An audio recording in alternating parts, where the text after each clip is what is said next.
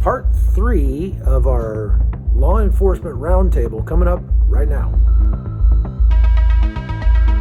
This is the Hot Zone.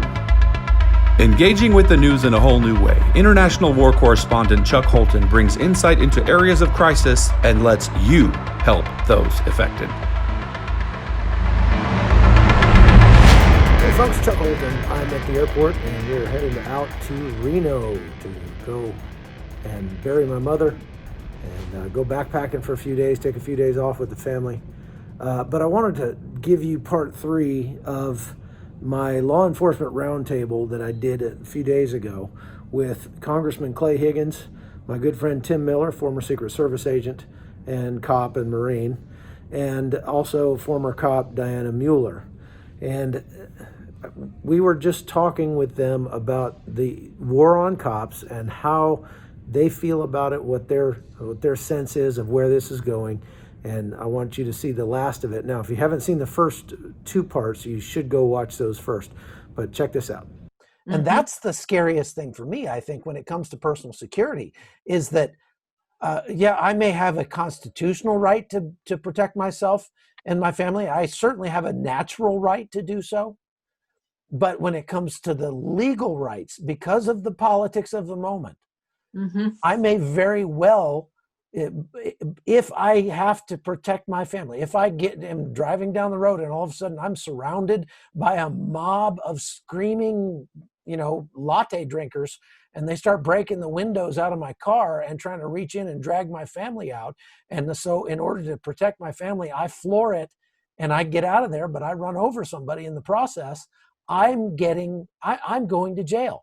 It doesn't even have to be that crazy. All I have to do is state something like that online, and I could literally lose my job. All I have to do is go to jail. Go ahead. Let me interject. You wouldn't go to jail if I was the chief of police in that municipality. You might get a medal. You understand? It's up to our elected officials to embrace core principle truths and to protect the rights and freedoms of their law-abiding American citizens to stand against chaotic and violent attack. That's right. So if that exact scenario that you described is precisely why we as a nation have to take a step back and say, wait a minute, man, this guy is protecting his family. He came under attack. His right to protect his family against an unprovoked and violent attack from a bunch of gang guys on a street that are blocking the highway. He has that right. And he should be recognized as the American exercising his freedom and his responsibility to protect his family, not demonized and criminally charged for doing so. But this is up to the elected officials from sea to shining sea. And this is where I fear that we need, as a nation, a revival of spirit.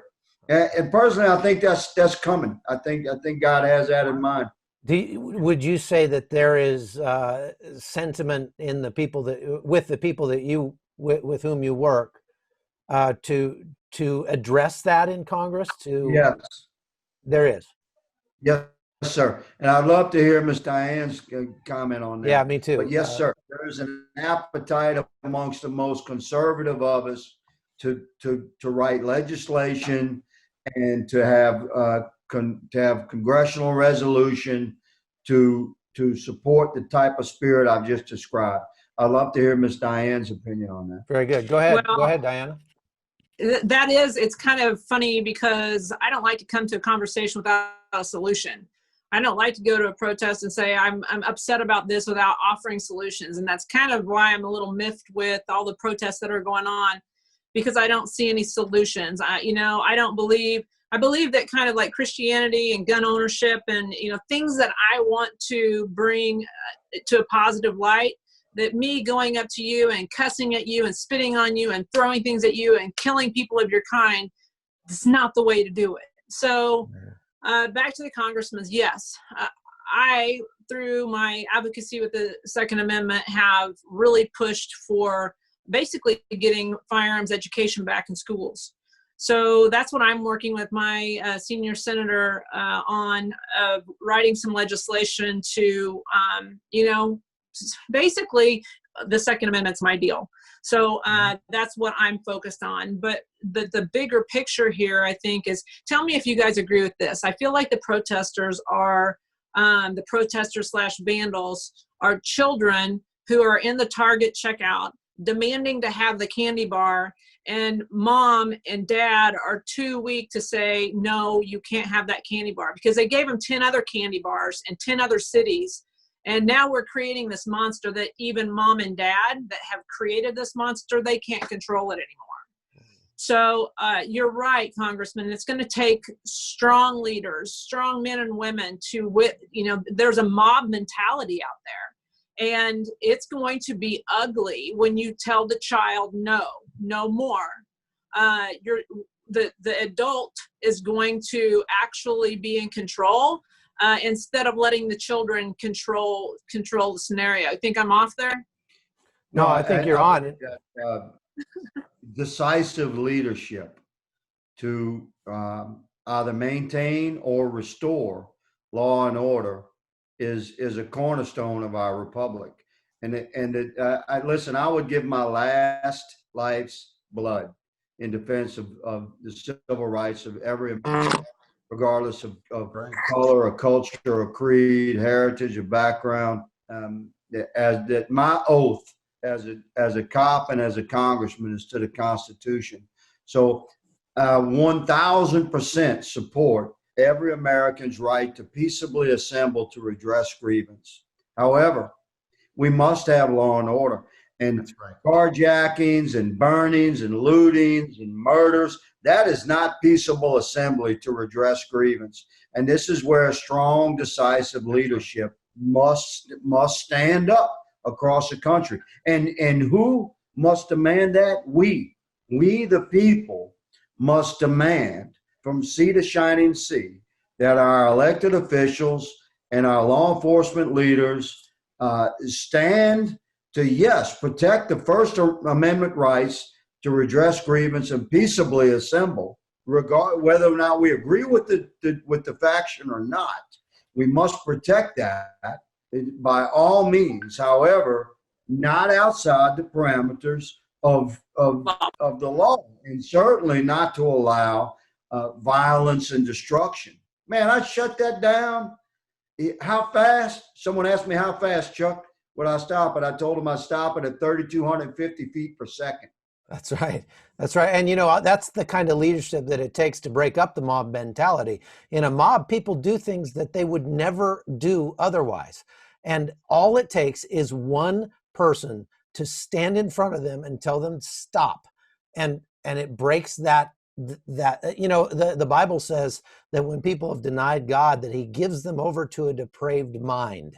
And this is what you see in a mob mentality, is an absolutely depraved mind. They are animals. They are acting like animals. Their lizard brain is in control.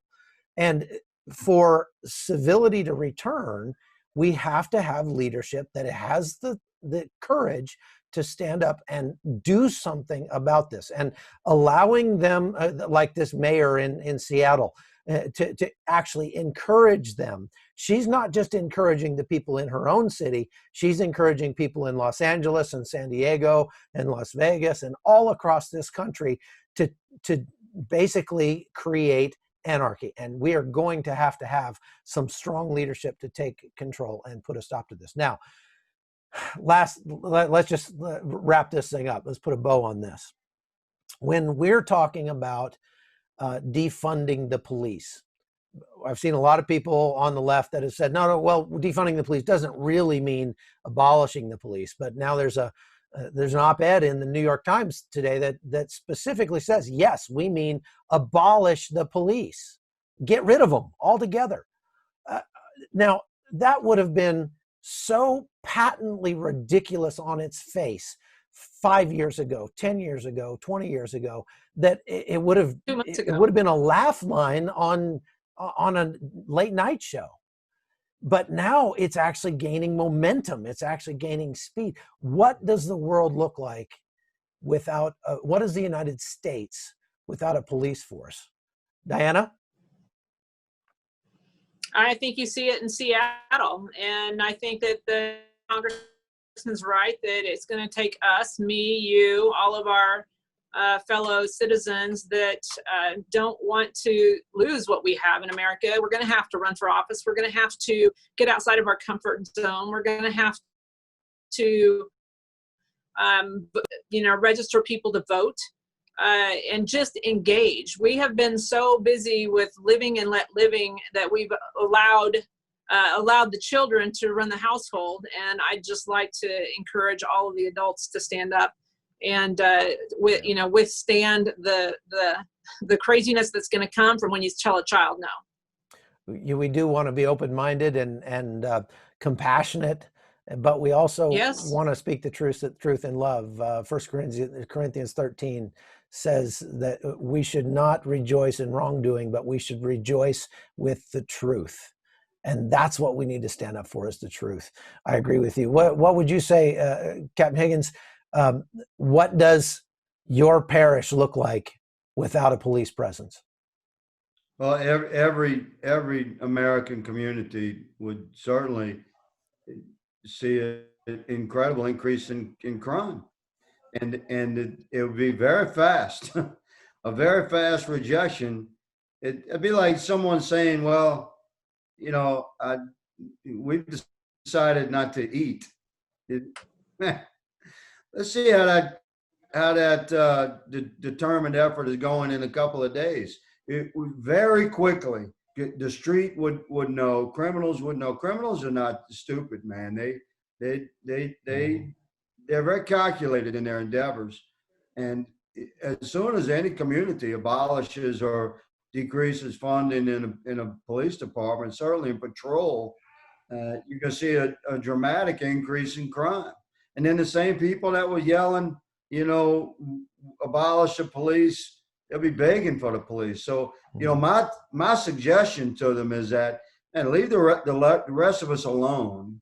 And if you don't want to interact with the police, by all means, stop calling us. Just stop calling 911. Just leave us alone. Handle your own business. And just stop calling us to get your kid out of bed because he won't go to school, or to settle for the 30th or 40th time that year some kind of domestic dispute within your own household.